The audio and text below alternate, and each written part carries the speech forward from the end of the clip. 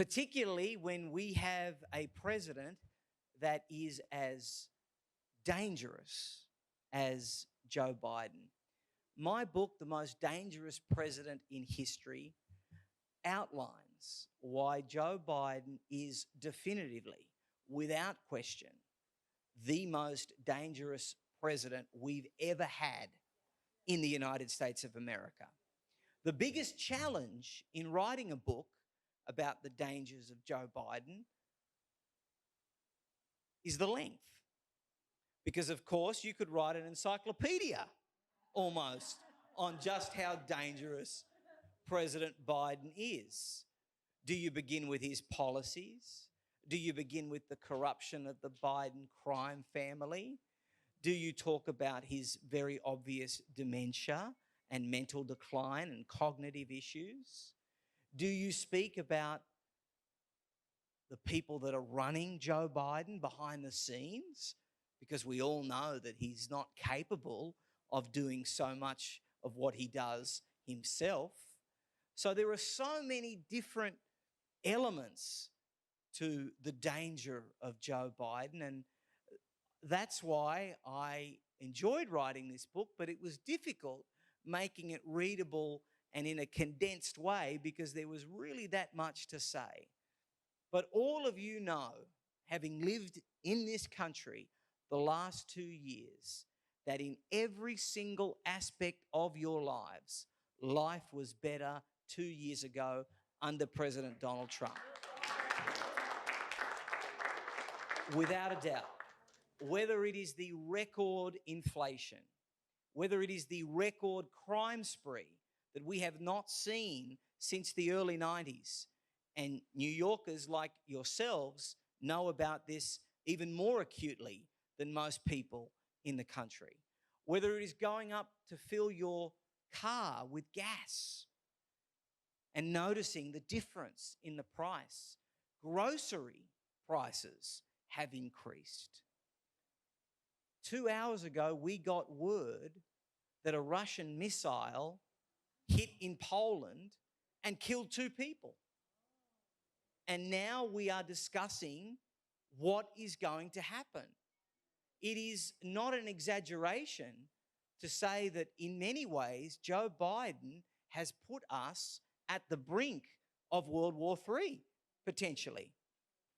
Because Vladimir Putin only respects strength. That is why it was only under Donald Trump and Mike Pence's administration that Russia did not attempt to go and get any more land. This started with Obama. It's continued with Joe Biden. As soon as Vladimir Putin and every bad actor in the world saw what happened with the botched withdrawal in Afghanistan, saw the weakness of Joe Biden, saw the mental decline and cognitive issues of Joe Biden, they said, this is the time to test America's will. This is the time to try America's resolve. And that is precisely what we are facing today. When Joe Biden goes and speaks at an event that's been organised for him in the White House, elsewhere, he gets a cue card. I'm sure you've seen it on television. And this cue card tells him where to stand or where to sit, who to call on, the name of the journalist, how long to speak for, when to leave, what side of the stage to leave. This is because we have a president that should not be president. And one of the things that I note in my book is that it is egregious enough for President Biden to be in a job that he knew and knows he cannot properly carry out the functions of. But what about his wife? What about Dr. Jill Biden? What kind of a person must you be to be so incredibly ambitious to put your husband through that, to be ridiculed, to shake hands with the invisible heir, as he has done on multiple occasions, to trot him out when he clearly doesn't know what to say or where he is or what's going on. It wasn't reported very much, but about 4 weeks ago, he was in Vail, Colorado. And he stated that his late son, Beau Biden, died in Iraq. Beau Biden served in Iraq, but he died of brain cancer. It is so sad to see what we have to see each and every single moment for these last 2 years. It's not good for America, it's not good for Americans, and it's certainly not good for the world, because the world's fortunes travel with the United States of America. When the United States is strong, the world is strong. When the United States is weak, the world becomes a weak and dangerous place. And that's what we have right now. The Democrats, Joe Biden's handlers in particular, have Joe exactly where they want him, in the White House and senile, because they are able to use him as a puppet to achieve their extreme ends. And make no mistake about it, 95% of the extremity in American politics today is on the side of the left. It comes from the liberals.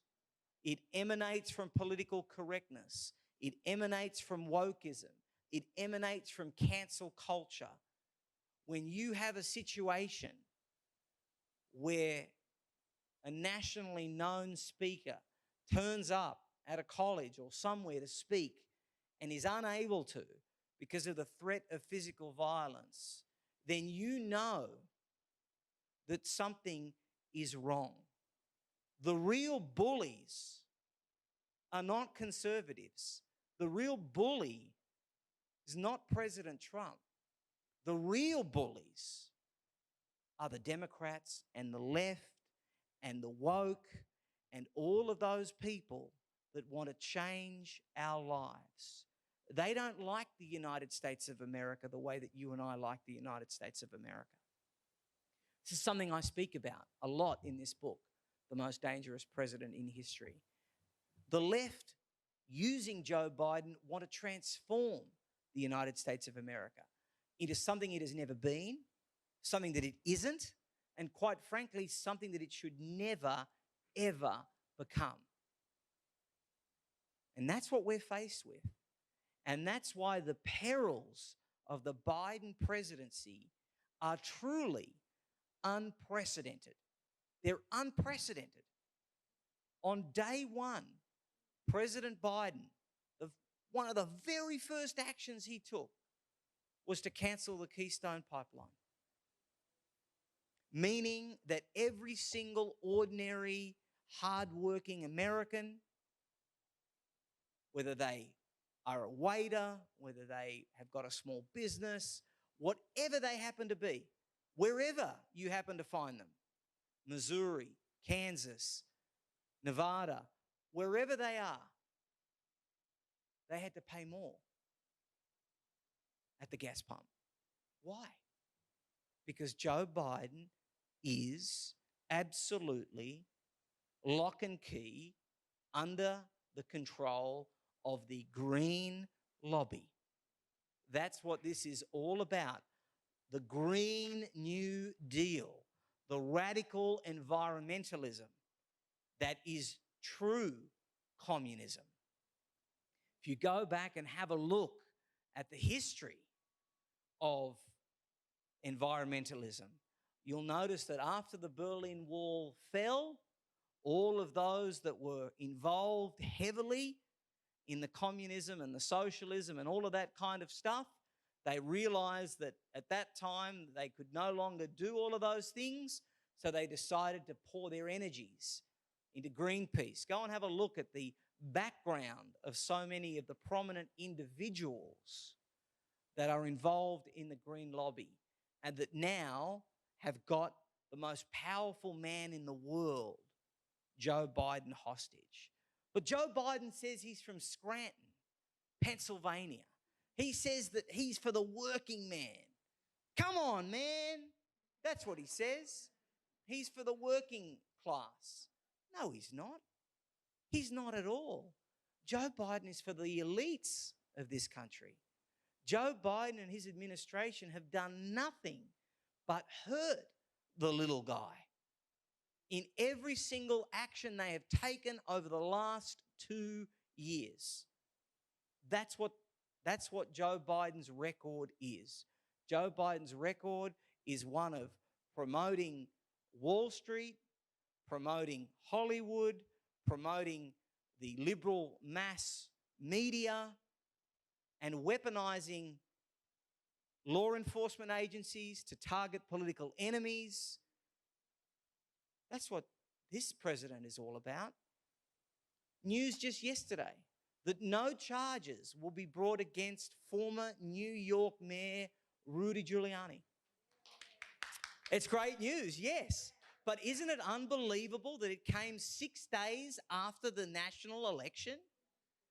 They decided to withhold that crucial information from the electorate. Why? Because it was in their interests. Same with the student loan debt. Biden and the Democrats knew it was illegal what they were proposing. They knew it. They knew it would get struck down. They knew it would be knocked out. But they decided to use it as a ploy to get votes. And guess what? It worked. Record youth turnout at this election. Voting for Joe Biden, voting for the Democrats. Now, there were a lot of elements to that, and we might get into that in the Q&A momentarily, but that's exactly how Democrats win elections. Stolen elections, to use the phrase, don't necessarily mean that they happen, ballots, exactly. They don't necessarily mean that ballots are manufactured or ballots are created or counts are deliberately not done the right way. What a stolen election can mean is when you have big tech and the FBI colluding like they did in 2020, when you have Mark Zuckerberg pouring tens of millions, hundreds of millions of dollars into an election and tilting the scale towards Joe Biden and the Democrats, is that not a stolen election? When Democrats propose something that they know is going to fall down, yes, it's smart politics, but is that not a stolen election? When they conceal that all of the stuff about Rudy was America's mayor, I might add, his book Leadership had a tremendous impact on me in the early 2000s.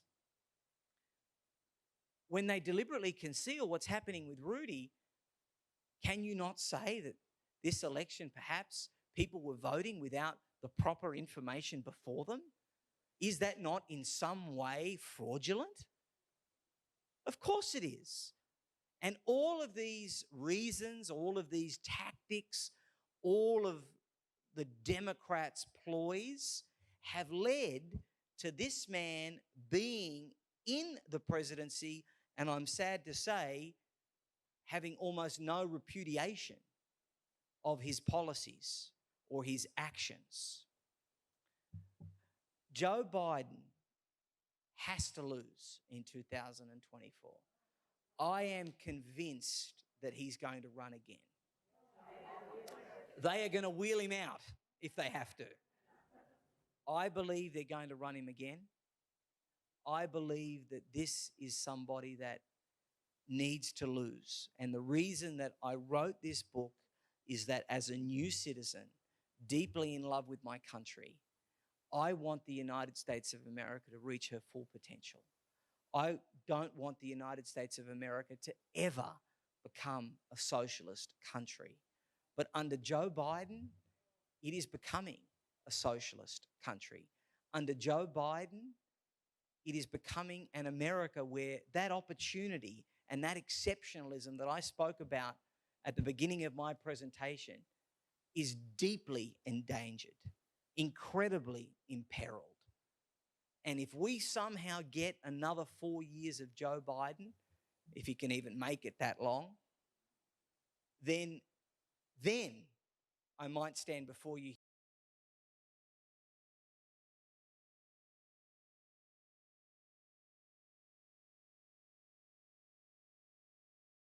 here at the Women's National Republican Club, if you'll have me, and say to you, now, I don't know what America is anymore. We can never, ever let ourselves get to that situation. So I wrote this book, The Most Dangerous President in History, to make sure, to begin the process, the journey of exposing Joe Biden, because the media have been running a protection racket for Joe Biden for almost 50 years. And average Americans have got no idea what this man is truly like. They don't realize the extent of Hunter Biden's corruption. They don't realize who the big guy is. Go and have a look at Biden's brother. It's all in here. These are dark times for us. There is no way of putting that nicely. We are in a real struggle. We are in a real war, a culture war, a culture war. Joe Biden and the Democrats want to make this look like a European socialist country because they don't like the fact that up until now, the United States of America has always been the most conservative nation, a center-right country. They don't like that. America is the scar on the left's Mona Lisa. The rest of the world, they can live with. But the United States of America, because of her conservative underpinnings, because of our foundational values contained in the United States Constitution, the Declaration of Independence, the Federalist Papers, because of those values, they want to make sure that America changes. And Donald Trump knew this. That's why his line was "Make America Great Again," because he knew that under the Democrats, this country can never reach her full potential